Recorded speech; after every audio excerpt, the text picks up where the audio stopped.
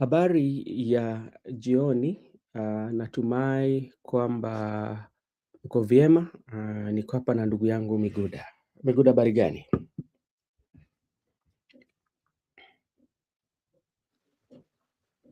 Niko salama kakangu, Mm. niko vyema, niko mzima, labda za kwako.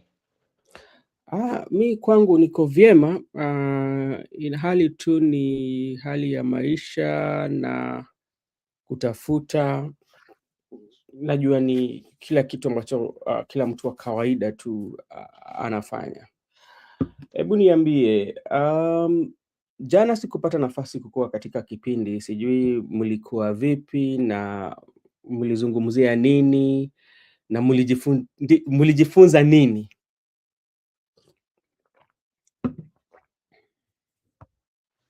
Jana haukupata nafasi ya kujiunga na sisi, na vile vile sisi pia tupata nafasi ya kujiunga sisi kibinafsi, na tukazungumzia mambo ya vijana, tukazungumzia mambo ya katibu mkuu wa Wa ODM chama cha kujiunga na wale wapinzani, aha. na tukasema ya kwamba kuna vitu ambaye anafaa kufanya. Kwanza anafaa aunde team strong ama team kali, na vile vile anafaa aunde chama chake ipatie nguvu na maarufu. Lakini cha muhimu tulizungumza mambo ya vijana, ya kwamba vijana hao ndio watafanya uamuzi, na wanaweza fanya tu uamuzi kama wamejiunga kama vijana, bila kubagua vijana wenzao kwa msingi ya ukabila ama kwa msingi ya jinsia. Hayo ndio maneno tulizungumzia jana. Na wazungumuze kwa katika kauli moja, wakuwe na kauli moja ambao watazungumza nao, waseme kwamba sisi hichi ndio kauli chetu ambapo sisi tumechukua. Miguda, kabla tujaendelea kwa mazungumzo ya leo, unajua kuna jambo lipo hapa, vita ya dunia. Kuna wale wadadisi wa siasa wakongwe wanasema kwamba ienda ikawa tukawa na vita ya dunia kwa sababu kwa ile mambo ambayo imetokea katikati ya serikali ya Marekani na Iran na vile vile serikali ya Israel pale. Na unaona kwamba kuna mashambulizi ambayo zimefanyiwa katika zile nchi za Waarabu sana sana na Iran. Unajua wanachapa zile eneo kambi za jeshi ambazo ziko na zile za United States ama tuseme kwamba za Marekani, na vile vile Marekani pia wamefanya shambulizi. Netanyahu pia amefanya shambulizi. Leo nilikuwa nimeona kuna ingine imefanywa Lebanon. We unaona ili jambo litaisha kweli ama itakuwa ni vita za kila mara na kwa mara, na labda solution inaweza kuwa ni nini? Vita ya dunia si jambo la rahisi, na pia si jambo la mtu anaweza tabiri ya kwamba huenda ukaisha ama huenda ukaendelea. Lakini kinajua ya kwamba kila siku tunapoamka napata mambo mageni, mambo mapya, na kile kigeni mpaka sasa hivi ya kwamba Russia wamejiunga katika hii vita. Na sasa hivi pia Russia wamejiunga na pia wako miongoni ya wale wanaopigana katika hii vita. Naona vile vile nchini Amerika wamefanya yao yote kuhakikisha kwamba wameua yule aliyekuwa kiongozi shupavu wa Iran. Sasa hivi siwezi tabiri ya kwamba huenda ikaisha ama huenda ukaendelea. Kenya nasema tu tumekuwepo na mazoezi hapo awali. Unakumbuka tumekuwepo na mazoezi katika nchi ya Ukraine na Russia. Tumekuwepo na mazoezi hapo Iran awali, na vile siku zinaendelea bado tunapata ujumbe ya kwamba vita haijakamilika, vita haijaisha. So mimi nasema tu bado ni vita inaendelea, na vile vile nasema tu ni vita huenda ikakuwa vita ya dunia ya tatu, na pia ienda ikakuwa katika historia juu unajua haya yote yamefanyika, kuna historia tumejenga, kama hii mambo ya kuua huyu Ayatollah, mambo ya Lebanon kuvamiwa, mambo ya Russia kuingia katika hiyo vita, mambo ya Ukraine kupigana Russia. Haya yote ni historia. Sasa wakati tutapata utulivu Mm. hapo mbele, itakuwa Mhm. kama historia. Sasa tunasema ya kwamba hata katika karne ya 21 Mm. kulikuwepo na vita, na hiyo Yeah. vita ilikuwa vita ya missiles, Yeah. nuclear, ambayo watu Nuclear. walikuwa wanapigana na nuclear. Sasa kama nchi yako Mm. hawana nuclear, au Mm. wewe huwezi jivunia kwamba ulikuwa moja ya hawa bingwa Mm. wa ulimwengu. Unajua, umezungumzia kwamba kuna historia ambayo imewekwa, lakini hujazungumzia historia ambayo pia ni kubwa sana katika vita za ulimwengu. Unajua, vita ambazo tuseme kwamba Amerikani wamejihusisha nazo, unapata kwamba hakuna wale ambao walikuwa wako nao katika vita wamejaribu kufuatilia ama kupiga mabomu eneo zao, lakini unapata kwamba Iran wamejaribu, kwa sababu hakuna siku ambapo tangu watu waanza kupigana kwamba hizo makombora zimeingia Tel Aviv katika pale nchi ya Netanyahu, lakini unaona kwamba Iran walijaribu sana wakapiga pale, wakawa na majengo fulani yalikuwa yamepigwa pale, na vilevile unaona kwamba kuna ile upimana wa nguvu na ile kwamba watu walikuwa wanasema kwamba Amerika ndio ubabe wa dunia. Ni kama ni kitu ambacho saa hizi nchi kama Iran wamedhubutu, wanasema kwamba wataenda nao vita kwa vita. Hii inaashiria nini katika teknolojia na dunia ambayo inakuja, ama dunia ambayo inakuja kwa siku zijazo?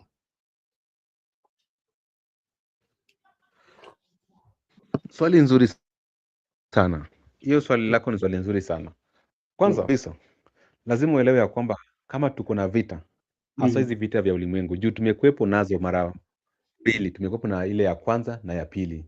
Yeah. Ukiitazama historia vizuri, unapata ya kwamba hata wakati kilianzia kina Germany, Mhm. wale wahusika wa vita ya kwanza na wahusika wa vita ya pili, Mm. kuna consequences Mm. walipata baadaye. Mm. Walipata kuhukumiwa na Mm. kimataifa. Kuna zile mpaka sasa hivi Germany haijapata nafasi ya kuwa bingwa katika kitaifa. So Mm. unapata ya kwamba wakati unapojifanya ati wewe ni shujaa ama wewe ni bingwa wa vita, lazima Mhm. uangalie ya kwamba baada ya miaka mingine Mm.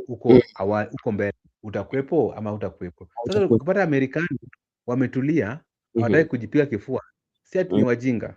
Tunapata hata wakati huo walikuwa na uwezo, lakini rais alipokuwa katika mamlaka, naweza kumbuka ile ya Wilson, Mhm. wakati Wilson alikuwa rais, nadhani hiyo vita ya kwanza ama ya pili, Yeah. alijaribu na mbinu zote kuhakikisha kwamba wasijiunge katika hiyo vita. Vile sasa hivi Trump anajaribu na mbinu zote. Unapata Mhm. baada ya vita Yeah. lazima maisha iendelee. Baada ya vita lazima nchi iendelee. Mhm. Lakini hatuwezi pigana kana kwamba kesho hakuna Mm. Amerika ama Hakuna. kesho hakuna Kenya. Lazima Yeah. upigane, lakini wakati uko katika vita lazima Mhm. ukuwe responsible. You Mm. should fight as you are responsible. So mi naona tu ya kwamba wanajaribu tu kuwa tu makini, wataki kufanya makosa wale marafiki zao walifanya hapo awali. Unapata sasa hivi Germany haijawahi amuka tena kama bingwa katika kitaifa. Sana ni tu mimi nadhani tu ni mambo na unajaribu kuwa tu na ujususi yako, na vile vile unajaribu kuwa tu yule mwerevu. Alafu Mm. mambo na teknolojia, nasema Mm. ulimwengu pale tumefika, watu washaenda mbele sana. Sasa Mm. hivi wase wanapigana na hiyo nuclear bombs, lakini Mm. sisi bado kuna wanajeshi Mhm. huko katika nchi kavu. Unapata kwamba pia sisi tunafaa kusema ya kwamba bado tuko nyuma sana, na hatufai kupiga kelele sana kama Wakenya ama Waafrika. Tunafaa kuhakikisha kwamba Yeah. tumejiunga na dunia pale dunia Mm. wako, na vile Mm. vile pia sisi tuanze kusoma vile watu kupigana na hizi mambo za teknolojia. Kenya naweza sema tu ya mwisho ni ya kwamba mambo ya teknolojia siwezi Mhm. puuza. Mm. Mm. Teknolojia ni mambo ambayo inakimbia kwa kasi sana. Mhm. Kama umechelewa uko nyuma, utashtuka. Mm. Mambo yanaenda kwa kasi sana katika teknolojia. Ni kweli, ukizungumzia sana mambo ya teknolojia unapata kwamba nchi kama Marekani na nchi zingine ambazo tunasema kwamba wameendelea sana kiteknolojia, saa hizi unapata kwamba wanaekeza kwa akili bandia, kwa lugha ya kimombo tunaita AI. hapo ndo unapata wanawekeza sana.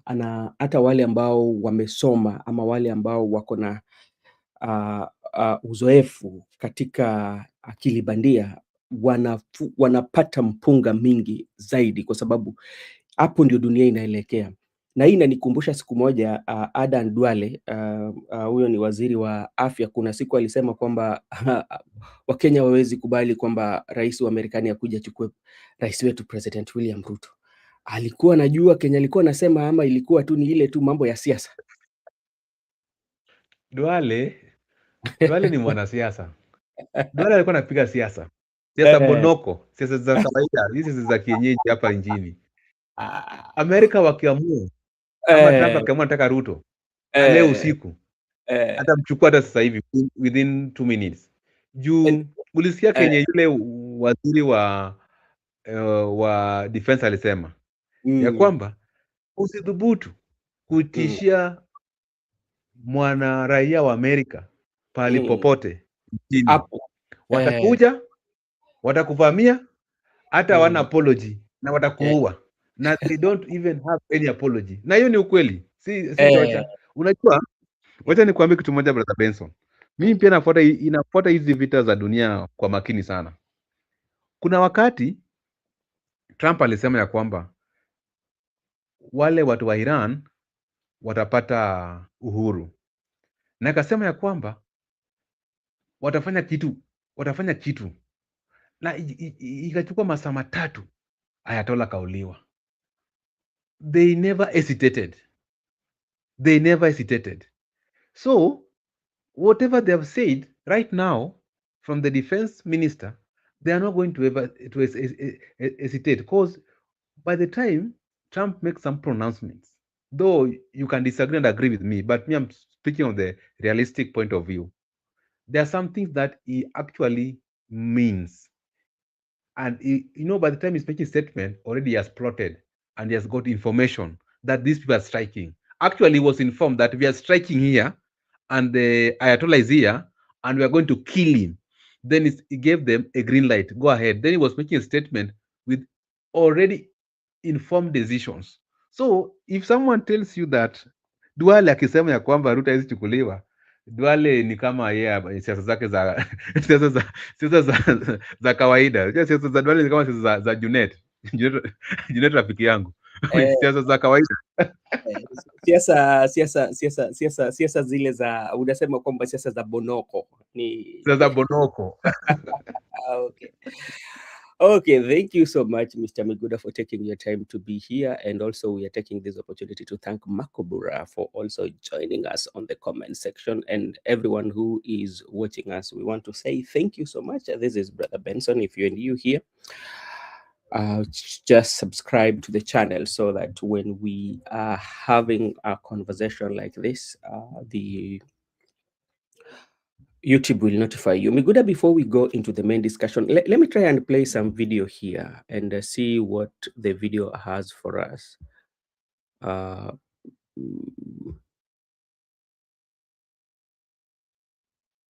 The decision of the National Executive Committee of the party and the Central Committee on the decisions that they have taken in their last 3 sittings.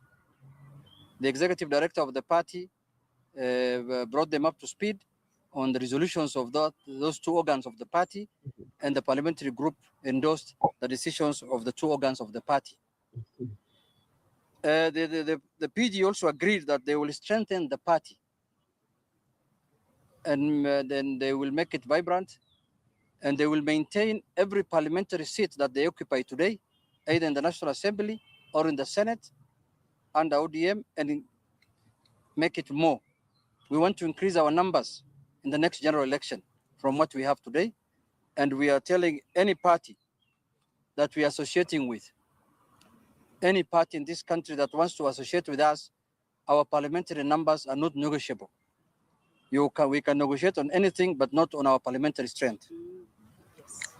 The parliamentary group meeting also endorsed the decision of the NEC to give mandate to our party leader to start the process of negotiation with the party, with other parties, with like-minded parties, starting with the UDA party. under the way the Central Committee and the NEC Committee, the NEC Committee approved. The parliamentary group also endorsed the decision to have the National Delegates Conference on 27th of March, 27th of this month. And from Friday, the party will communicate and give the 21-day notice that is required in law. The parliamentary group also agreed to receive the report of the 10-point agenda on Tuesday. Tuesday is which date? Which date is that? The report of the 10-point agenda is it on 10th? Tuesday is 10th. On 10th, yes, Tuesday, at a broad-based parliamentary group meeting that will be held at KICC on Tuesday, where members from both sides of Kenya Kwanza and ODM will receive the report. Then from there, the public will be told on what progress the report has made, what has been achieved, what has not been achieved. And the parliamentary group emphasized on two main issues that they expect to happen. That is the compensation bit of the matter of the 10-point agenda, and the devolution issue, that they want monies increased to the devolved units, and they also want the people who are affected through post-election violence from 2017. That money must be put in the supplementary budget that is in Parliament, I think, from tomorrow. So those are two major issues they have emphasized, among other things, that contains the 10-point agenda, which they are going to receive on Tuesday, the 10th, in a broad-based parliamentary group meeting. So I think I've shared with you people, in short, what the parliamentary group resolved. And I think we can end it there, and we will continue updating you on progress that ODM is making as a party. As you are aware, ODM is the largest party in the region, south of Sahara and north of Limpopo. And we are going to make sure that this party remains united, and we are going to make sure that this party remains the biggest party in this country that will form government in the coming election, God willing. Thank you very much. Yes. Yes. Yeah.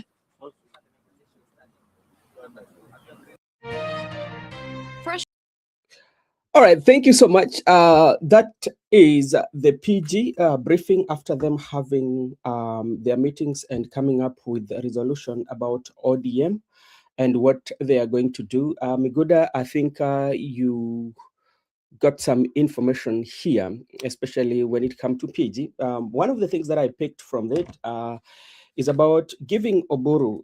They are just confirming what the NEC and the Central Committee had already agreed upon for them to start a negotiation with like-minded party, starting with the UDA. I don't know how UDA and ODM, they are like-minded or something that they share in common. So that is something that is going to be there. Another thing that I picked from the meeting was to, I start with to endorse the decision of the NEC, which include removal of Sifuna, you know that, and the Central Committee on the decision that they took. So another thing is strengthening the party to make it vibrant, maintain every parliamentary seat, which include for the both houses.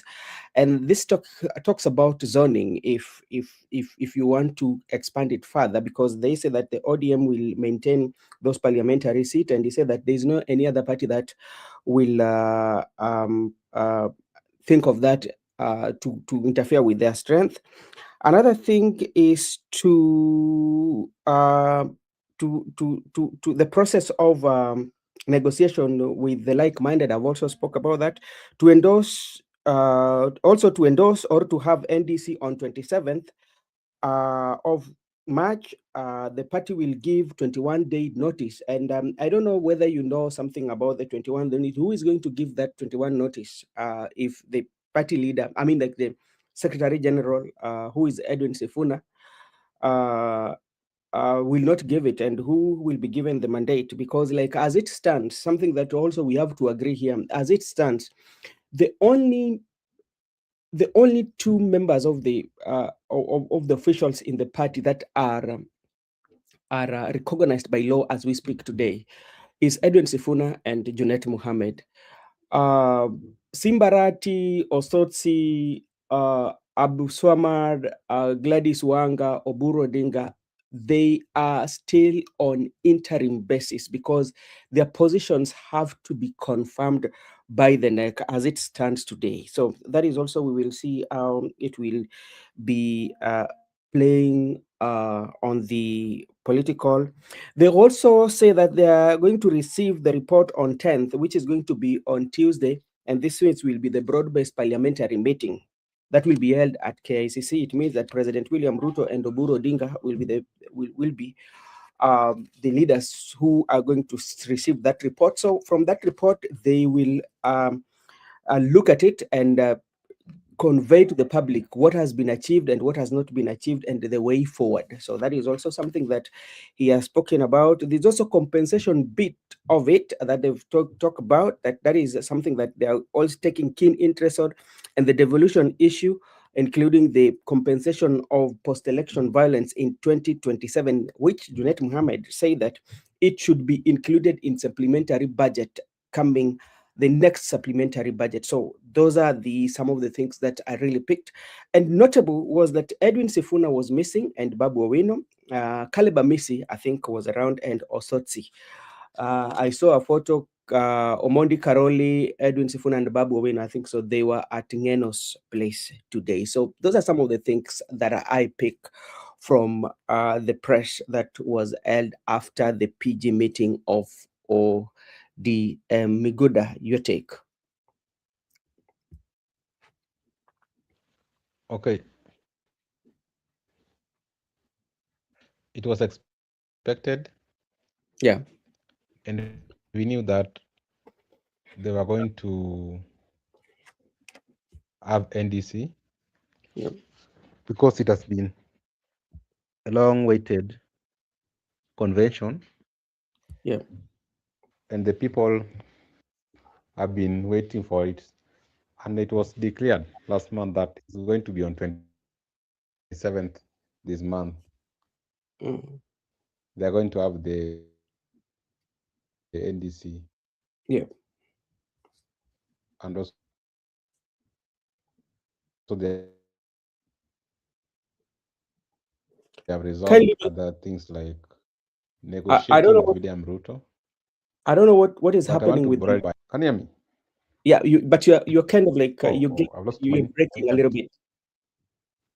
I'm losing my internet. Can you hear me? I'm Yes. saying, Yeah. I'm saying, I'm saying like this is like there's a purge coming, Mm-hmm. and anybody who has a contrary opinion, Mm-hmm. they are going to do a purge in parliament. That's why they have insisted on broadening their strength in parliament. And in the negotiation they are going to undertake with UDA, one of the conditions they are going to place is that there should be zoning. Yeah. Zoning is going to be one of the major discussed issues in that negotiation Mm-hmm. because they feel that UDA should not plot candidates into their strongholds, audience Yeah. strongholds. At the same time, audience are also going to do so. So they are going to discuss about zoning, Mm-hmm. and that's why they are saying that it's going to be broadening their presence in parliament. The issue of 10-point agenda Mm-hmm. on 10th Tuesday, they're going Mm-hmm. to receive. That's just formality. They're just doing what called formal, but in the real sense, we know that nothing has happened, Yeah. and that is what called politics. You know, politics sometimes is not accurate and correct the way you want it to flow. You Mm-hmm. might admire, like for instance, you might admire that you might want Kidero to be the governor of Nairobi, but Yes. Kidero will not become the governor of Nairobi. So sometimes also in politics you have to live with reality. Like you can want your candidate to win, but it's not going to win because of the dynamics and complication of politics. So sometimes you have to also agree that even at times in politics, for instance, like I've told you, Bro Benson, the Mm-hmm. issue of Junet. Mm-hmm. You know, Junet Mohammed is being hated by many people. But Mm-hmm. the reality is, Junet is going to be re-elected back to parliament. So such things, because Junet does not go to parliament because of the people or because of whatever. It's because of his money. You know, Yeah. his money is the one that propel him to parliament. So people like, let me tell you, Sudi, you might hate him, but he's going to make a comeback. A comeback. So there are some circumstances and some reality in politics that we have to live those realities, that even though you might dislike me, but I have a way to follow to go to parliament. So I just want to conclude by saying the PG has been called in short notice because they want to make it flow that on 10th and on 27th ADC. Because remember, even Orengo has insisted that on 10th, he will also formally exit broad-based. ODM will formally exit broad-based on 10th. So they want events to collide because, like Orengo has said, that they will declare that ODM must get out of broad-based. So they want also to make it formality that they are celebrating first anniversary. But remember also, there's a problem here, Bro Benson. It's a big problem with ODM. Yeah. I heard them. They were attacking Orengo and they were insisting that Orengo should come back home and be advisor to Oburu. So it's very clear that Oburu must be advised. It's very clear that Oburu does not know how in politics. So I believe that, like I've told you, you might like Oburu, but you might want him to be the deputy president or the president. But there's some reality that Oburu cannot become the deputy. Oburu cannot become the president, and Oburu also cannot think for himself. There must be someone who must guide him. So to me, I believe that it's just a politics of the day, whereby perception, dynamics, also events for politics, unfolding, and so on and so forth. But what I know right now, I'm receiving information that NDC will be there and Team Sifuna will be present.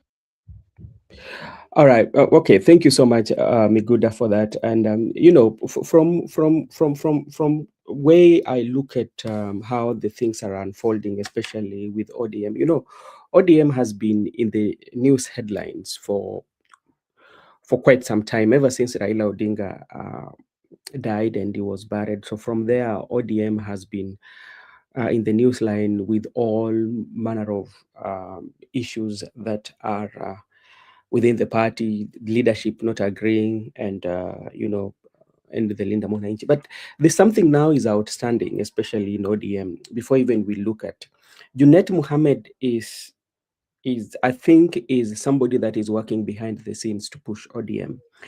I remember when they had the rally in Migori. At some point, he was talking to Oburu. Luckily enough, they did not switch off the mic, and he was telling Oburu on how to talk about the in-law, because you know that Ida is coming from those sides of Migori, talking about those in-laws. And today also, there's something that happened, especially when at the PG. As much as they claim that Edwin Sifuna is the SG of the court, Omanyo did not read the resolution. It's Sifuna who read it. Why? That is something that we have to discuss about. Then another thing also that I witnessed was, especially when they were asked, especially Emilio Diambo, and they said that there was that they were kind of like hungry when Emilio Diambo and Junet Mohammed were asked questions about other members of the party who were not present in the meeting. You know, you'd see that. So as we stand now, ODM, there is nothing that like-minded. ODM has made their decision, especially the leadership of ODM, headed by Junet Mohammed, you know, that there's nothing like-minded. It's not even Kenya Kwanza. They've decided that they're going to work with the UDA. There's nothing like with other political parties. This other additional information that they are adding on those statements, those are the things to create that perception that they're talking with other political parties. But it stands because, like, as it stands right now, there's no any other political party that ODM can have a negotiation with apart from the UDA. Yeah. Also, let me take this opportunity to thank Goodia. I hope you're doing well. Makubura will be coming soon. Judith, also thank you so much for joining. So let's make record straight. ODM, especially the Oburu wing, has decided that they are going to work with the UDA. There is no negotiation about that, or there's no doubt about that. Secondly, the NDC that is going to happen, it's going to be very chaotic, even if the group of Edwin Sifuna will be. Remember, all this especially are micromanaged from State House. That is something that we know, because like they are running against time, so that's why they want to formalize. So at the end of the day, you will see the presence of the police officers in there, and the violence will come out. So that is something that we have to agree here. Another thing that also I'm asking about zoning. I know for a fact that the zoning will just be on paper, but in the real sense, there's a way in which the zoning will work, Miguda. It might not be a candidate from UDA, but it will be somebody who is party friendly to president. And they are going to win in these ODM zones. This is my prediction. They're going to win in these ODM zones because, first, how is ODM going to conduct their primaries nomination? Are they going to give the popular candidate, or they are going to give the candidates who are loyal to them? That's where the catch is. So that is what I think. I don't know. What is your take? I want to be very clear. First, I want to agree with you that they are running against time. That's a fact. Yeah. They are running against time, and that's why they want to formalize things as soon as reasonably possible. But what I understand right now, ODM is not going to do what we call primaries, free, fair, transparent. ODM actually is going to reward the loyalist, and they are going to give people direct certificates.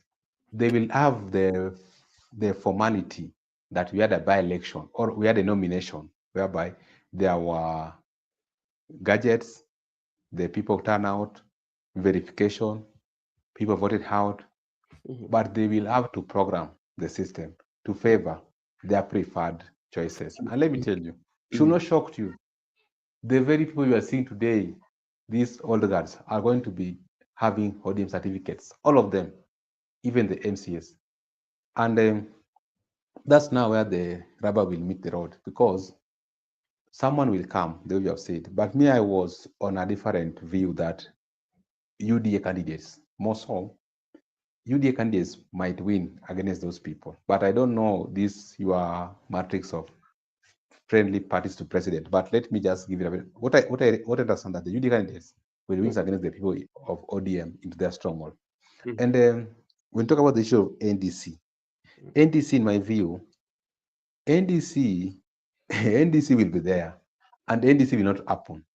NDC will be chaotic, and they will take advantage of that chaos to make Oburu the party leader. That we call NDC. People, like what happened the other time, that Men in Black came in, the party was not organized, blah, blah, blah, blah. Then the Babu team was supposed to take over. They never took over. Then the status quo retained. So they're going to retain the status quo right now. Oburu, Omanyo, and the team.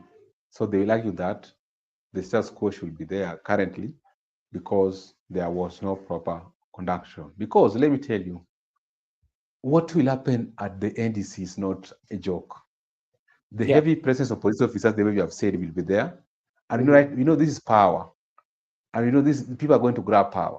Oburu team will be there, and the lieutenants will be there. People like Junet, Chino Kajuang will be there with their youths, trying to protect Oburu. But remember, Sifuna and Babu will also come with their goons as well.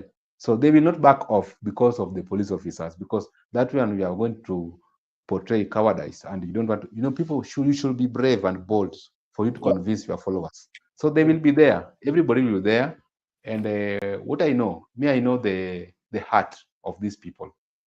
These people, they will be there with their supporters. And I'm predicting that they will be there. They will be chaotic, because if the police are present, of course there will be tear gas and many other things. So it won't happen. That's why right now they're very courageous and insisting that it will be on 27th, and they are going to confirm it in the 21 days. Now, my issue is, the way you have said, who is this person who is going to confirm the NDC because Sifuna has been relieved from his duties? I believe that they just use the current SG, Omanyo, to confirm the NDC. There are some realities that we have to live with, Brother Benson, as we make progress.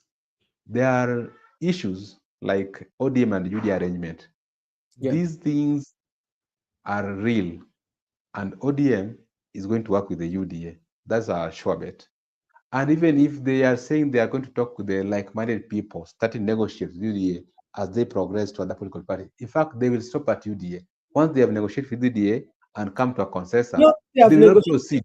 They have everything. Miguda, sorry for cutting you. Everything that's happening is already is just a confirmation. It's a confirmation. There's nothing new that. What do you think, for instance, that ODM and UDA are going to negotiate about? There's nothing different they're going to negotiate about. Okay, they're going to formalize already what they have been agreeing. They just formalize whatever they have agreed upon. I think that's why Oburu was saying wanataka power, or Oburu was saying that they are not going to fill the deputy president position because already Ruto has told them that no DP for you people. We can agree on the parastatals and CS, but DP and president, me and Kindiki, they're going to with Kindiki. And I think that is well noted. But I also heard people are saying that if they don't get the DP, they will walk out. That's a lie. They won't. Like right now, you're just saying Caliber, Missy, and Dosorsi were there. What is their motive? And this they have been team ground. You get the point. So this sometimes also, as we discuss these issues, we must give room to the definition of politics. Politics is not that rigidity whereby there's that room for flexibility sometimes. And also there's this issue of interest. We cannot outrule it, that it's never interest. Some people, actually, they will be with you almost to the very last moment, but you will not see them when you need them. Like this issue of NDC, but I found that now it was only Babu Sifuna show. Everybody will go back to Oburu, and things will move on. So that's how sometimes you just have to give room to flexibility in politics. All right, thank you so much. And Godia saying yes, Judith Kawitha I was because you're too up. Okay, you out. I have been trying to. Yes, you can send through that. Then you can just let me know through SMS. Then I can do it. Godia, it's okay with me. So Miguda, there's something that also we have to look at and tells you and give you like the overview on how all this that is happening are formalities.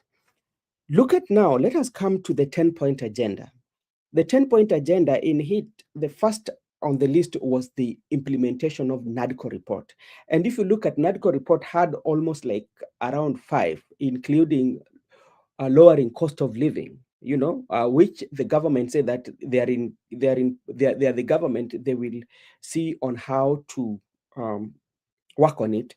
Secondly, we are talking about the flamboyant, especially how the members of both parliament or the executive was traveling abroad and using a lot of money. Remember the other day report showed the money that Deputy President Kithure Kindiki spent just only on domestic, especially with the chopper. That was a lot. And also there was also that reduction on the number of people who are going for international trips and all that. And that was just on the NADCO report. Talk about the offices that they wanted to create. And when you talk about those offices, some of them were touching on the issues that can only be answered through referendum. So tell me, especially, even if we just only pick the NADCO report, which one has been actualized within this period of 1 year? Even you, if you do assessment as a Kenyan, forget about what maybe the members of parliament will tell you on what has been written down and say that, okay, the cost of living has gone down. You as a public or as a voter in Kenya, have you kind of like got the feeling that the cost of living has gone down? Come to the issues to do with police brutality, what has really changed? Because we are still seeing where we saw what happened in Nandi the other day when the guys were playing pool, and what happened, the police came. We saw the other one just recently, was it in Kiambu? All those interaction, we saw that. In your own assessment, even if you want to look at it, is there something that you can point out that the 10-point agenda actually has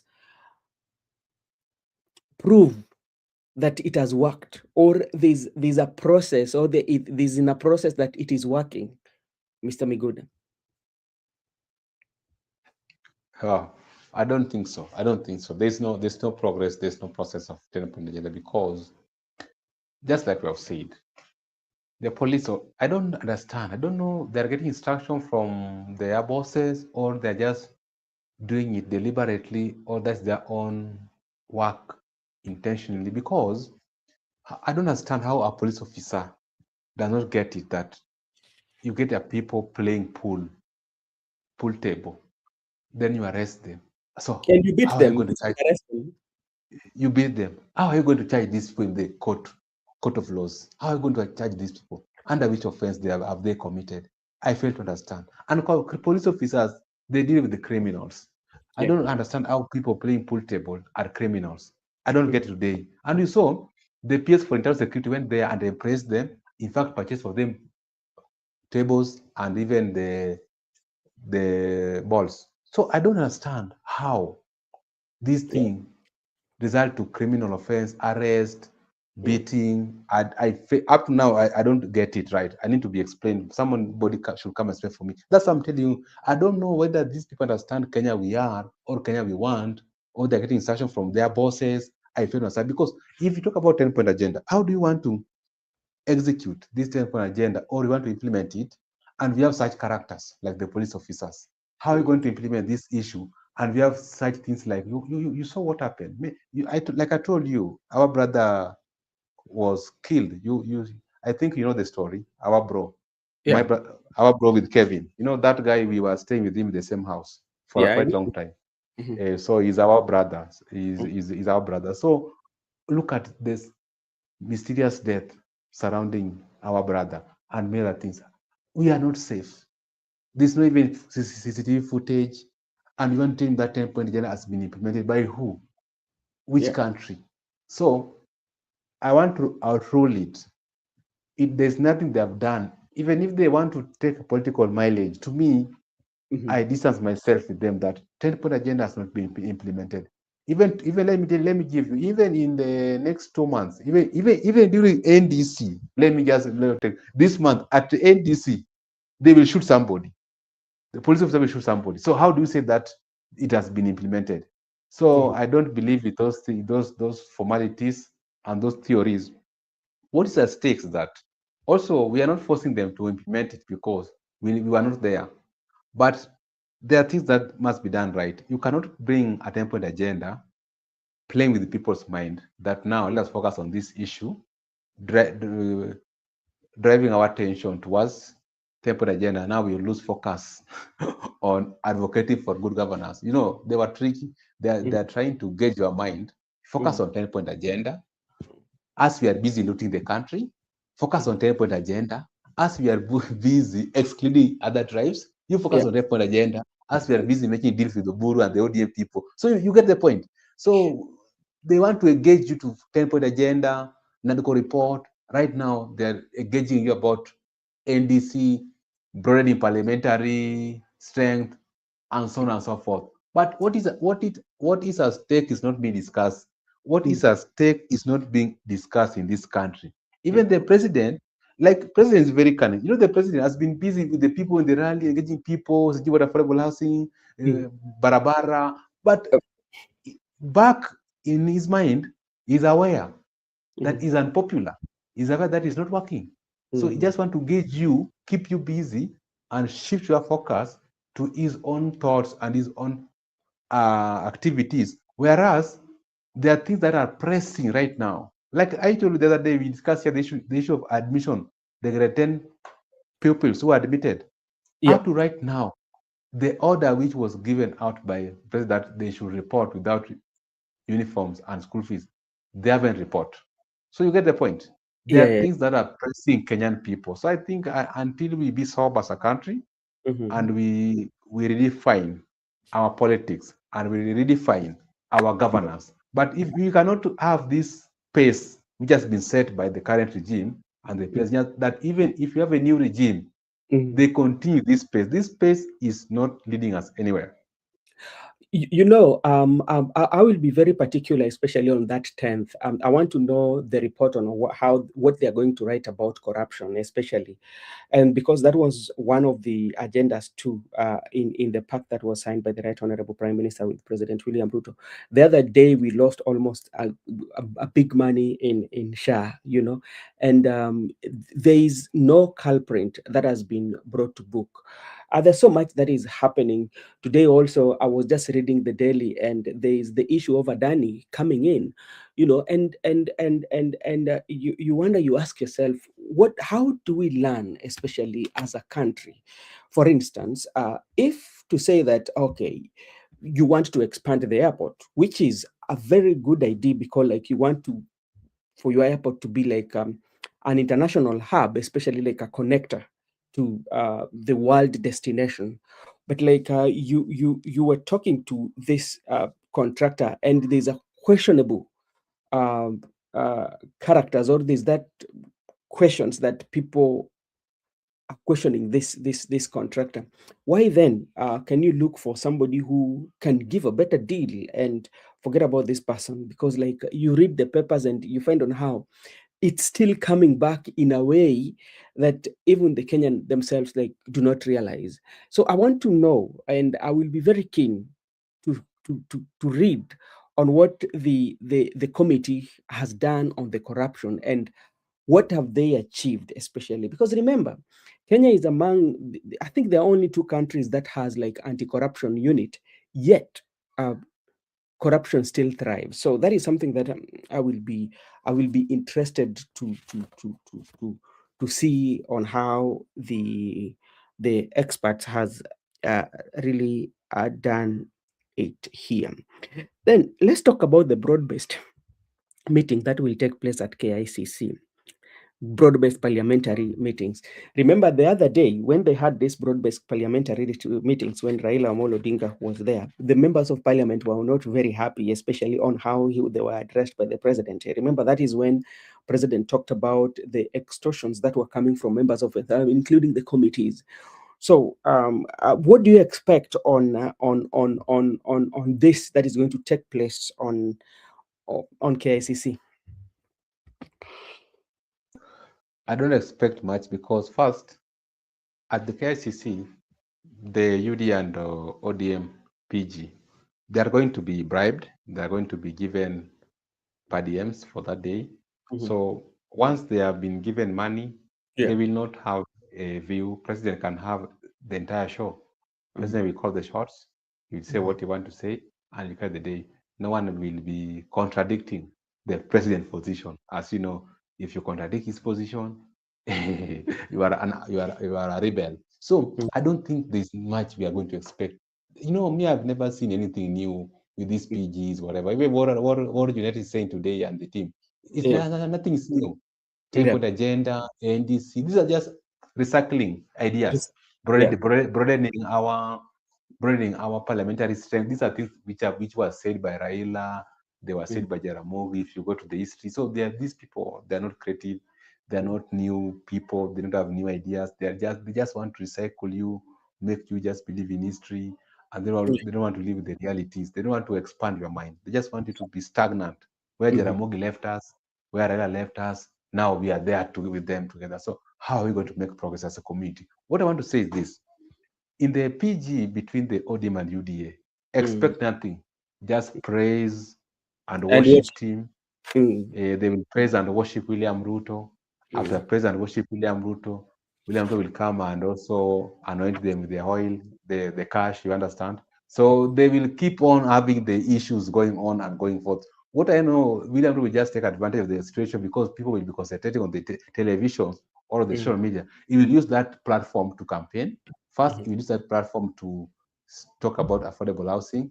He will use that platform to talk about the 10-point agenda, but he will not touch about police brutality. He will not touch about demonstration. He will not touch those things.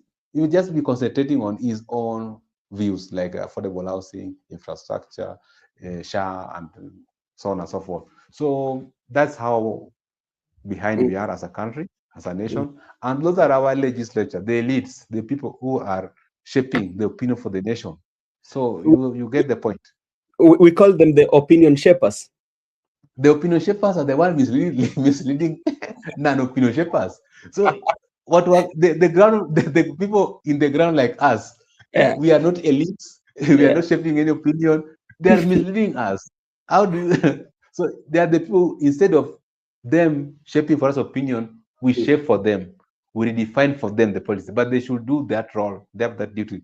The August House, the Parliament, the judiciary, the executive. They are the Executive. people who should be shaping opinion for the subjects, but it's the other way around.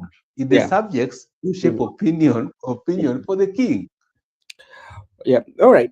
Thank you so much, Mr. Miguda. And this is Brother Benson. If you're watching us for the very first time, you can subscribe to the channel. So when we have a conversation like this, the YouTube will notify you so you can join us. And you can also share with us your opinion on the comment section so that we also know what you think about what is happening in the country, the ODMPG meetings, giving the Oburu go ahead to have a conversation with the like-minded parties, including starting with the UDA, talking about the zoning and also talking about endorsing the meeting that was held by the NEC and the Central Committee, among them including the removal of Sifuna as a member of as the SG of the party. So those are some of the things that we are talking about. You know, Miguda, let's come to the some two issues that Junet Mohammed really emphasized that they're going to look at, especially on that broad-based parliamentary meeting when the report will be handed over to them.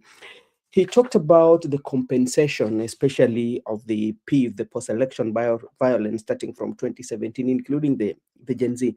But there's something that Junet did not mention about the justice, because we are just only talking about the compensation, but we are not getting no information about the justice, especially the perpetrators of the violence or the perpetrators of those who maybe maimed, or for instance, they killed, the Kenyans. Remember when there was a Sufuria movement, especially from Nyalenda, where we call it Lower Milimani, that is where in Kisumu, where we connect so much with, because that's where I stay. You know, there we could see the video surfacing on the online on how some of them were taken from the house and beaten outside. Some of them lost their life. We are not getting the we are only get the compensation, but the justice part of it is so silent. Why do you think so? Justice part of it is silent because you understand the state were responsible, and to be particular the police officers, because there was no civilian who actually pull a trigger to a fellow civilian. The trigger came from the officers, the people who were maintaining law and order. When people were demonstrating, pushing them towards the wall, they decided to use alternative firearms by shooting at the people. And you saw the way people were shot. So I believe that if you concentrate on the justice, you are going to be, the state will be liable, and the responsibility is going to be vested into them. So they are trying to get rid of the responsibility, and they're trying to make it look like, okay, the victims has been sorted out, and right now the victims are contented. So there's no issue of people crying out loud for the justice. For who? And the victim has been sorted. You, were you shot? You, were you killed? You, were you injured? If you are never injured, you are never shot, you are never killed, and we have sorted the victims. What do you want? Which justice are you going to talk about? Yes. But that is a different definition of justice. Justice, we know how to define it, and very clearly that it should be done to everybody, irrespective of your status. So be it even if you're a police officer, be it you are the president or the states for internal security, but you commit crime against humanity in whatever capacity, there's that need for justice for that victim. But right now, they are just doing what we call compensation, but you don't even understand the criteria of compensating these people. If we could have reached into a court of law, and court of law could have made a decision, maybe the perpetrator could have been apprehended, perpetrator can be convicted. After conviction, perpetrator, after being convicted at the same time, the victim is being compensated. So you are convicting a perpetrator, at the same time you are compensating a victim. But yes, it's a scenario whereby you compensate a victim, but the perpetrator is working freely. So to me, that's not justice.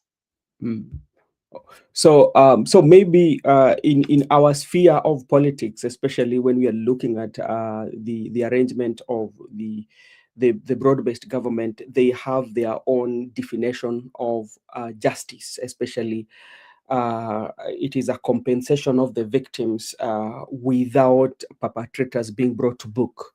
That to them exactly. Yes.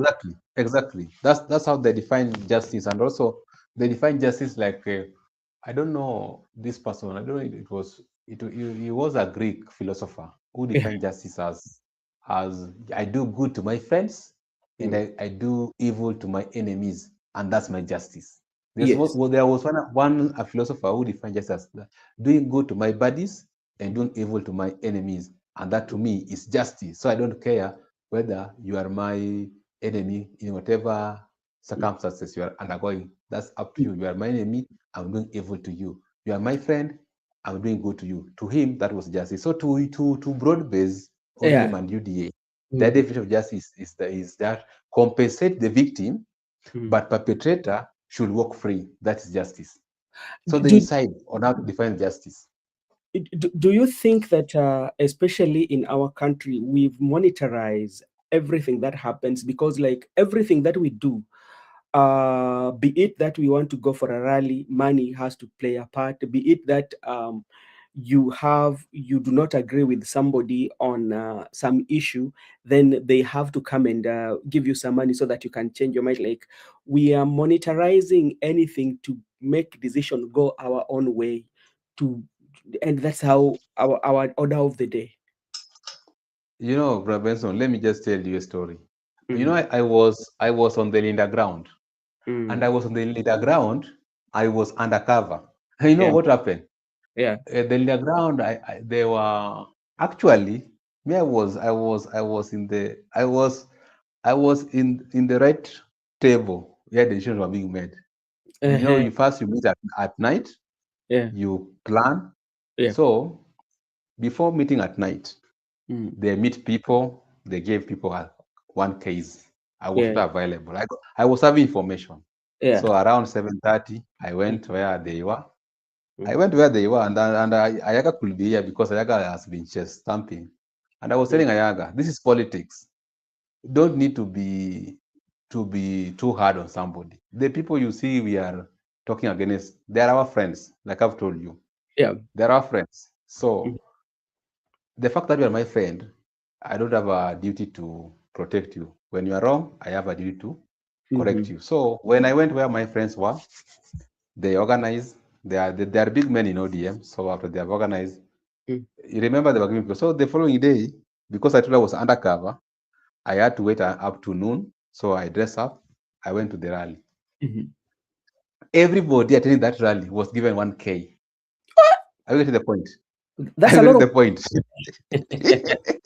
I get the point. Everybody was given 1K, and I can testify as a witness in a court of law because I got overwhelmed evidence. So everybody, mark my word, everybody, be it a child, old person, everyone was given 1K in the ground, and there was 1K given to the people previous day, the people who received the leaders.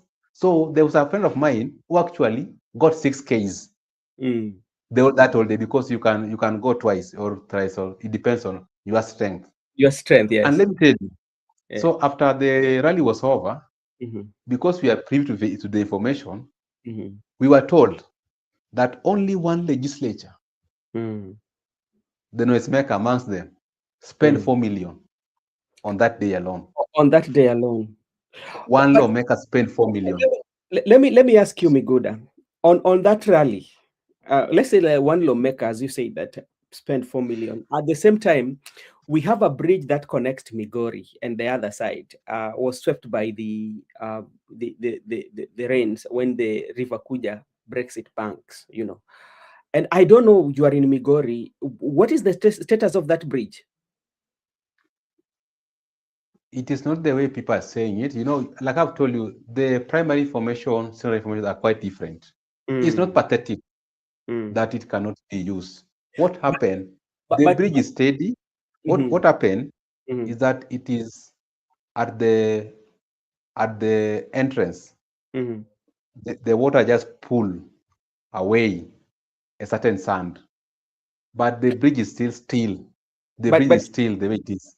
So, but wait, Miguda, but you know, if you want to be proactive in terms of engineering knowledge, especially when you bring an engineer on site and something like that one happens, it means it is not as strong as it used to be. There's that weak part of it. So like there's something that should be done about it though.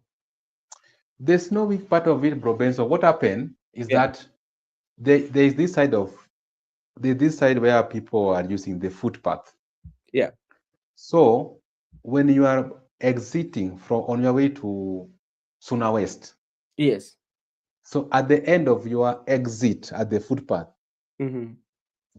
the sand that connect the steel. Is that the concrete? Is it the concrete? No, not the concrete. The concrete are steel. That's what it is. They're steel. The sand that connect the steel and the road. Yes. That sand was swept away by the water on the footpath. Remember what I'm telling you. But on the highway, nothing happened. So, so if for you to cross the footpath at your exit, it will force you to jump to the other side. Okay. But the bridge is still, nothing happened to the bridge. So you just jump. So they are avoiding it because if you can jump, some people can fall inside the river. So they have closed it. And let me answer your question. Yeah. 4 million was spent by one lawmaker in that rally. And he was asked by the people. By the people. People power. People that power. The Raja, the bridge. Then he said, we are in progress government. The CS for transport will come here on Tuesday. Today is Tuesday. Yeah. So today I went far away. I don't know what's happened on the ground. So today the CS for transport was supposed to be in Migori. Yeah. To inspect the bridge and give way forward. And by good luck, that very day the CS for finance was there. So they were asking him, Mr. John Badi, allocate now. Allocate now. You are the CS, just allocate. Just allocate now. Miguda. Yes. Before let me then we will invite. I see Makobura is here. When you look at how government works, the government works like even in Migori, they are especially the engineers who should always be the inspectors, even in the counties, who can give the status of such bridge when something that one like that happens. But sometimes you wait until the minister or the CS for transport comes to the site. The CS that you're talking about maybe does not have any background, especially when it comes to the construction. He's not an engineer, he's not an engineer, So even with him coming, what is it going to do? Because a typical example, last week there was an explainer with Yvonne Okwara with Wandai, and I hope you watched the interview. And it was not convincing, especially from Opiyo Wandai's side. Take this incident, especially what now could be the role of that CS coming to do? Just coming to see. Okay. So that's what I'm telling you. The people power, ask, then ask, Daraja, bridge. Then the lawmaker was the one on the microphone. He'll say, okay, who's the minister for roads? We'll bring him here and do those stuffs. But remember, initially, the Kenha already has closed it. Yeah. Has closed it until further notice. The Kenha closed the bridge. So they were asking Badi that to allocate very fast because they're in progress. Like you have said, they have spent 4 million bribing people. What about the bridge? And the people were saying it must go through executive, through allocation, through budget process for it to be corrected. But I still disagree because if they can have such monies to bribe people, that bridge alone cannot spend even in my knowledge, from the knowledge I have, it needs like 100 million for it to be stable. But remember, it is still strong. Even the that's where we used yesterday. So today I've been away. I don't know what happened. I don't know whether the CS came or if they were just propaganda in politics. So up now, I don't have the information. So what I was trying to report to you people is that the rate at which bribery is going on in this country. Just a typical example I've given you. You know, me, I've been attending this issue. Even there was a time I attended William Ruto's function somewhere in this country. I also went there undercover. So when I went there, people were there, youths came. You know, first, what they do, you come, you take your meal. After taking your meal, you sit, then after addressing you, then Ruto left for the youth 20 million that everybody was supposed to be given 3Ks that time. So remember, you came, your area MP sponsored you with the bus, you came, then you go back to the bus. At the same time, you are being given 3K to avail your audience to Mr. President. So what I was trying to explain to our viewers and also to the media is that it is true and it is reality. Yes. The bribery is on. This political bribery. And if you see people gathering, and I want to send this to the young people who are watching this channel, and even to my good friend and my brother Oburu.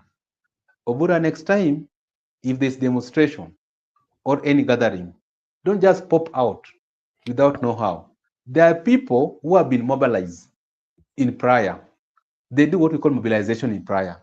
Even those demonstrations which happen, there are people who are being bribed, they're being mobilized with money. So you might come out of goodwill that you want to protect the constitution and the flag of the country, but that's not the case. You are there genuine on the street, but most of the people in the front line have been paid to do that activities. And just like I've told you, I went to the rally, I went to the rally around noon.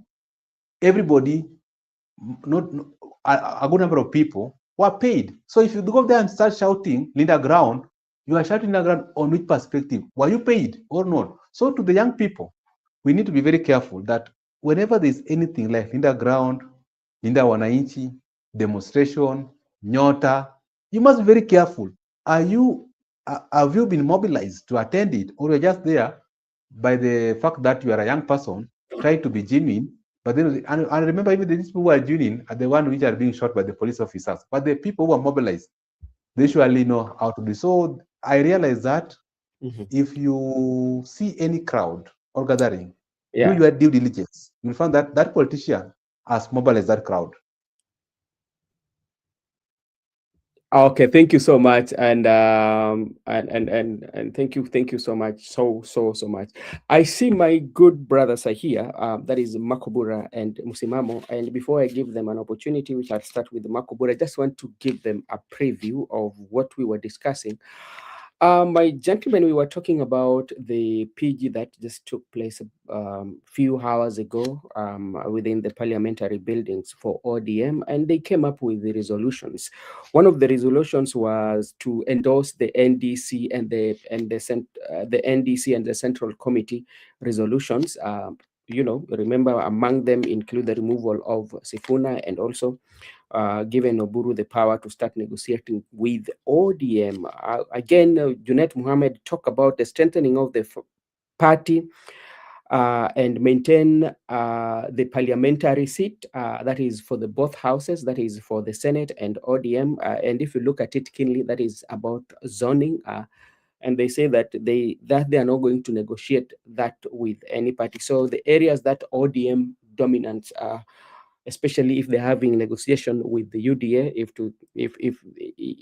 to say the UDA will not field candidates in those areas. So that is one of the things that they agreed. Among other, they agree they endorse the process of negotiation with like-minded parties in starting with UDA. So that is also a resolution that they had. They also had a resolution to have a NDC on 27th March. Party will give 21 days notice. So that is also some of the resolution. Another resolution is receive the report on 10-point agenda. Tuesday, that is going to be on 10th with a broad-based parliamentary meeting that will be held in KICC. Junet talked about compensation, and he was very categorical about the post-election violence of 2027, and he insisted that the money should be placed in the supplementary budget that is coming, and also they talked about the devolution. So that is the summary of the NDC for ODM. So let me start with you, Marco Bura. What would be your take?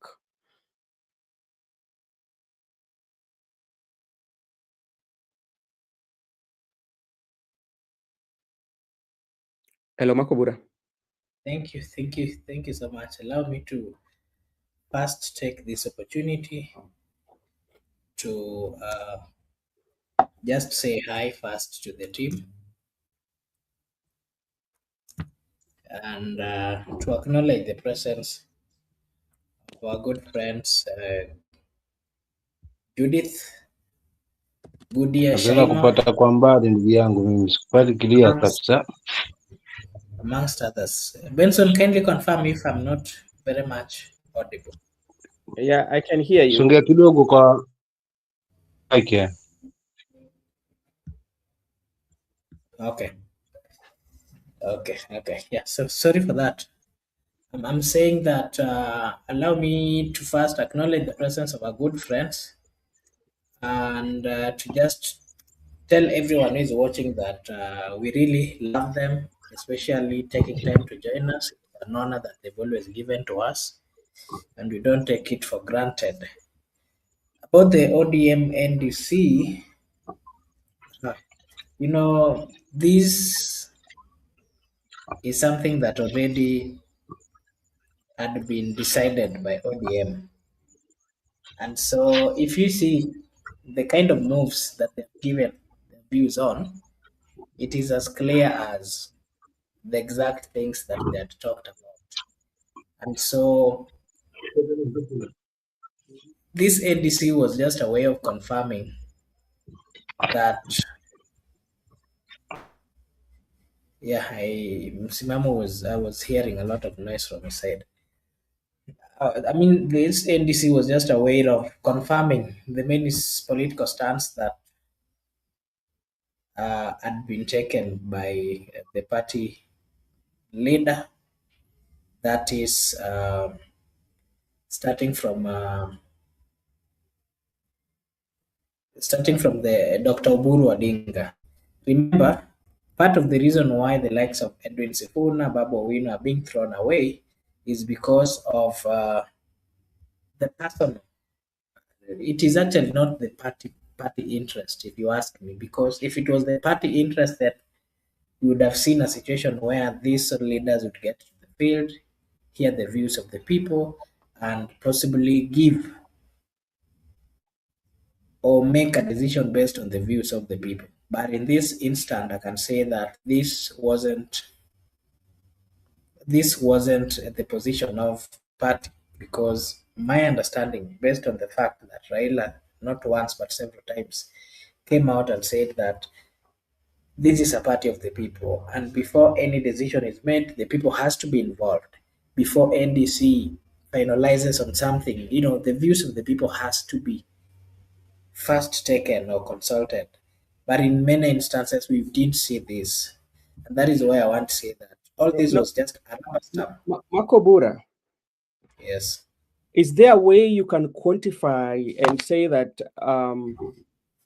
the people were not consulted? Because Of even those course, I can who are give quite a supporting, number of even scenarios. those, even those who are supporting Oburu Odinga, they are deemed to be ODM members. Let me give quite a number of scenarios. First, Mm-hmm. remember immediately Raila Amolo Odinga died. Mm-hmm. We have, as much as personally I'm not part of ODM, but I've had the privilege of getting to understand what the constitution of that particular party says. It does not say that when the party leader dies, then his brother is the one who is supposed to be appointed as the acting party leader. And before that, it should be done without consultation of the people. We didn't see even consultation of members of ODM themselves. We didn't see these things are on. We have leaders. Even the Secretary General himself was not consulted. The deputy party leaders, some of them were not consulted, and it is a decision that was made on a rush without getting to understand first the views of the top organ of the party, getting the views of the people. Well, let us assume that Raila died, yes, and that this move was one to just place or as a way of not leaving a vacuum. Well, after the death, then what we ought to have seen is maybe deputy party leader, of whom we had three: Governor Governor Simbarati, the governor of Mombasa, and the Senator Rob Vihiga. We expected one or all of them to be elevated as the acting party leaders, as we, the people of Kenya, and partly the people who are supporting ODM, would be then waiting for the nominations to take place and elections. Let me just say this: ODM has a long been a pillar of opposition politics in Kenya. The ADC, it's the highest decision-making organ in that party, and of course, based on the constitution of that particular party. And of course, that is where key party decisions are making and even directions are made. The question is, who then decided that the party leader would be the brother to Raila Amolo Odinga? There was no any NDC that was called to do that.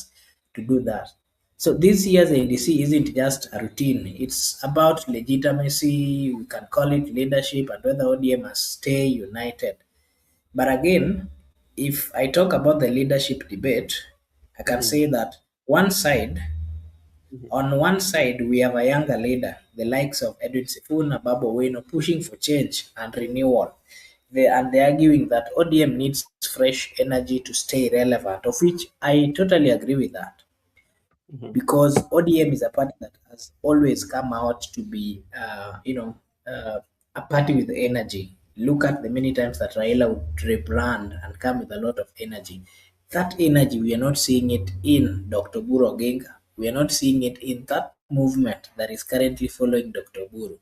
So on this other side, that we are seeing Dr. Buru insisting that leadership must be defended through the NDC process, not through public pressure. Raila made the people believe that it is through the public pressure that leadership would be agreed, and that was to him, as much as of course the NDC is the top organ, but the public pressure made more relevance and more views in terms of the political standing.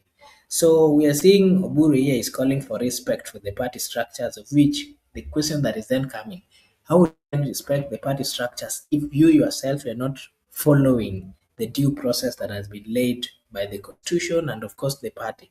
So this isn't just about personalities. To me, it's a generational clash between reformers and of course the seasoned leadership, where we are seeing the likes of Sifuna and Babu as reformers. But again, we're also seeing the seasoned leadership, that is the likes of Oburu, who are trying to force people that they have no other alternative but to adhere to to adhere to the views, the stance that have currently been taken.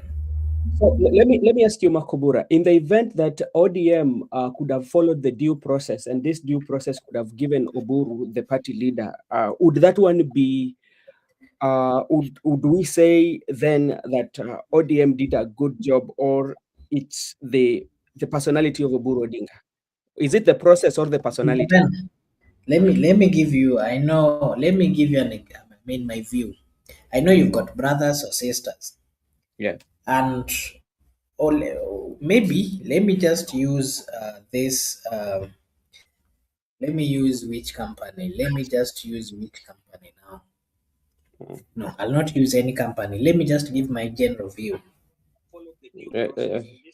In the scenario that you've given, I can assure you one thing: it would not have been possible for the people of ODM to easily elect Dr. Buru Odinga as the party leader. One, because he's of his age. Remember, Dr. Buru Odinga is actually older than Raila Amolo Odinga. And what ODM has always stood for, ODM has always championed for new people, new energy, new blood, and all those kind of things. And again, the society or the environment cannot entertain the pace at which Dr. Buru Odinga is driving this particular movement. I am quite sure if the NDC was called and that everybody who had their views, who had their interest would be placed on the table, and again, without fear or favor of whether you are coming from this side or this side, but with keenly looking at who has the mandate to lead. I can assure you Dr. Buradinga would not have gotten the opportunity to lead. But the scenario that we are currently seeing is he's been given this opportunity because he is Raila Amolo Odinga's brother. He's been given this opportunity because of sympathy. He's been given this opportunity because majority of the close allies or the top political leaders are currently vulnerable and they are fearful. They are fearful of the fact that they have not performed and that if they are left in the hands of someone else, politically they are going to politically they are going to get finished. But again, the implication of ODM for ODM and Kenya, we've seen grassroots supporters are watching closely, and we are also seeing the NDC is unifying the party or even deepening. I can say they are deepening the division because they are not standing by the supporters who are closely watching. But again, ODM's credibility as the opposition is at stake. So many times Raila made the ODM look like a political party that had a political stand. But if the NDC failed to resolve the dispute, of which majority of people expected that this NDC will come out with a solution or to solve the problems that are currently being faced by this particular party, I can say that it risks weakening the party's voice in the national politics. Even these things that they are coming out to say that they are having conversation with the UDA, I can tell you, UDA will not throw them away. But I know UDA and I know I've been around and I've studied politics keenly. I can assure you that William Samoei Ruto, the President of the Republic of Kenya, knows and is a good political leader who understands and knows how to play with the minds around. He will play with the minds of these leaders of ODM till the last minute. At the last minute, they will have no any other alternative, and they will not be able to make a reverse gear. And at that particular moment, I can tell you it will not be easy for them. So even this NDC confirming this, I can tell you it's going to weaken this political party, and at the right time, they will have no voice. Those things that they are following up, or the position of CS and all those things will never be there because the question they will be asked is, what have you brought? How many people have you brought? But I can tell you they're not going to bring maximum as per the expectation of the president. But for the ordinary Kenyans, this isn't just about ODM. It's all about whether opposition politics can remain strong enough to hold government accountable, and that is why we are seeing majority of young people have started pushing for Edwin Sifuna to come out and possibly fight to ensure that he remains relevant in this particular political environment, and again as they bring forth their political views. All right, for you, especially for you in ideal situation, where do you think ODM or where do you think, especially in ideal situation, where do you think ODM should be at this particular moment in time, or should start negotiating with who? Because one of their one of their priorities is to form the next government, whether them or UDA. But they are seeing the best way that they can have the government is by working with UDA. That is currently the administration who are enjoying the Yeah, powers. I feel that. So, my in my, this situation, where do you think ODM could have gone my to genuine give opinion, your genuine my opinion? genuine opinion, this is not the right time, if you ask me, to start the negotiation. So, what And could these have are been? the reasons. These are the reasons why I'm saying so.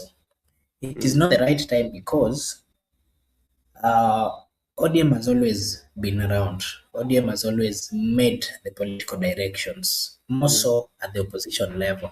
And ODM has always been a strong political party. Actually, in the Republic of Kenya, majority of people have always been waiting. What is the next move for ODM? What is the next direction that ODM is going to take? And whenever ODM has always denied these other political parties from knowing the next move. And this is part of the reason why they've always been very effective in matters to do with the final decision making and, of course, the political directions that they've always taken. Look Okay. at Look at, for example, Wipe has also always partly tried following ODM. And you remember the last time when the last two, look at the last two general election, look at 2017. You remember Wiper wanted to go it alone. Then people really did not know where Wiper was standing until they made the last move and said that we are here to Konababa. You remember? Then you remember when the earthquake thing came? Yeah. That was in 2017. Look at Yeah. that, very key. And that made them, when you're going for the negotiations at the last minute, normally it gives you the power. And that is the time where you can be given a bigger chunk of what you want because you're the person who is going to make the final decision. Yeah. So, if you put that in consideration, and again, ODM with the problems and the challenges they faced, it was not good for them to make this political stand early enough because it will make it vulnerable in the faces of others. And of course, remember, this is a political party that has always been on the position. So them aligning with the government comes with some negativity, and that will give these other political parties. Remember, ODM was presented a presidential election last time against William Samoei Ruto. So when they're seen combining together, then that narrative of them making these decisions and maybe following one direction would then come that these guys were brainwashing, and that then comes out as the political leaders, as much as they are in opposition or government, they are always in the system and they don't come with good genuine intentions of solving the problems of the people. All right. All right. Thank you so much, Marco Bura. But maybe in brief, if you can be very brief on this, do you think that maybe ODM is rewriting the history because they've been doing this for quite several times, but they've never had the power? They have to wait until the next government come in place, then they negotiate by making all these coalitions and all this memorandum of understanding. But this time around, they want to get it right by saying, okay, let's start to have it so early enough so that we are guaranteed that we are going to be in the government.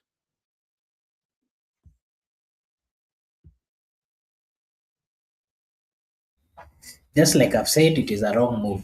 It is Okay. not always good making these moves earlier, because I can tell you, ODM has joined, is another political party that might then come, and that political party is going to bargain for something bigger, as even if they are smaller party, because they will be needed at the last minute.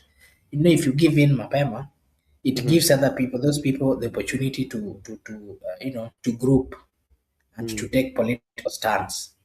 Okay. And then they will be able to see where this win will go. And based on that, even if you have the smallest political party, that is why you see the likes of the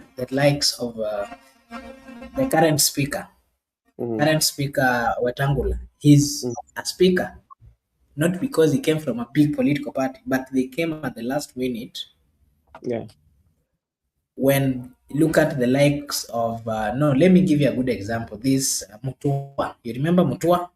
He came at the last minute, and what did he get? Look at the Senate Speaker. He came at the last minute, and what did he get? You see?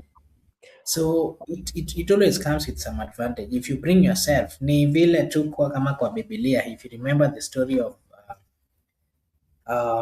Jesus, when the first miracle that Jesus did make at the wedding at Cana, you know, when there was the wine that had been presented before the visitors, they took the wine, but of course the wine was not really of good quality. And so when Jesus, made the right wine, and they were like, why did you took too long to serve this nice wine? The last thing as it always had the value. And that is how they put that. Alright, asante sana Makubura kwa maoni yako, na pia nataka kuchukua nafasi hii kushukuru wale ambao wamekuwa na sisi katika kipindi wakati tulianza mpaka saizi tunafika utamati ama tunafika mwisho wa mazungumzo yetu. Mimi nataka kuchukua nafasi hii kushukuru vile vile wale ambao pia wametoa mchango wao pale. Na kesho pia nadhani tutakuwa na mazungumzo kuhusiana sasa na mambo ya Jalango, kwa sababu naona kwamba Jalanga anapigiwa debe sana na Rais William Ruto. Leo walikuwa pale sehemu za Dagoretti akampigia debe, na ni jambo hili linakaa ni kama ile mbinu labda rais anatumia ama wanataka kutumia kuhakikisha kwamba Sifuna kwa uchaguzi ambao inakuja atakuwa anapatikana katika debe ama atakuwa ako katika seneti na mambo kama hizo. Sasa itakuwa ni watu wa Nairobi wenyewe wataamua. Sasa kesho jiunge na mimi na wenzangu hapa tukijadili hayo. Kwa hayo machache mimi nasema Mungu abariki, tuonane tena katika kipindi ijayo hapa ndio sisi tupo. Asanteni sana.